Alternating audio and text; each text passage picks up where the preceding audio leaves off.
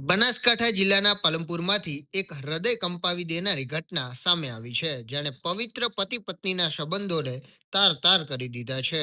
એક કળિયુગી પતિએ સગા સંબંધોને વેપાર કરીને પોતાની જ પત્નીને માત્ર 50,000 રૂપિયામાં વહેંચી દીધી.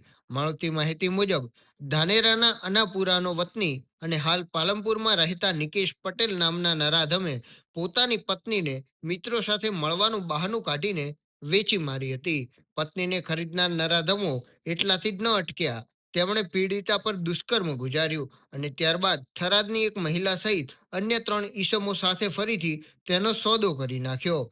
પોતાના પાપનો પર પડદો પાડવા માટે આરોપી પતિ નિકેશ પટેલે પાલનપુર પોલીસ મથકે પત્નીની ગુમ થઈ હોવાની ખોટી ફરિયાદ નોંધાવી. પરંતુ કાયદાના હાથ લાંબા હોય છે. પોલીસ જ્યારે આ ગુમશુદા ફરિયાદની તપાસમાં ઉતરી ત્યારે એક પછી એક એવા ચોંકાવનારા ખુલાસાઓ બહાર આવ્યા કે ખુદ પોલીસ પણ હેબતાઈ ગઈ. પોલીસ તપાસમાં સામે આવ્યું કે આરોપી નિકેશ પટેલ પહેલેથી જ ગુનાહિત ઇતિહાસ ધરાવે છે. તે પરિણીત હોવા છતાં અન્ય સમાજની યુવતીઓને પણ પોતાની પ્રેમ જાળમાં ફસાવીને બગાડી ચૂક્યો છે. આ ઉપરાંત તે પાલનપુરમાં ચોરીના ગુનાઓમાં પણ સંડોવાયેલો છે. આ શરમાવી દેનારી ઘટનાનો પર્દાફાશ કરીને પાલનપુર પોલીસે અત્યાર સુધીમાં મુખ્ય સૂત્રધાર પતિ નિકેશ પટેલ સહિત કુલ 7 આરોપીઓની અટકાયત કરી લીધી છે અને આગળની કાયદેસરની કાર્યવાહી હાથ ધરી છે.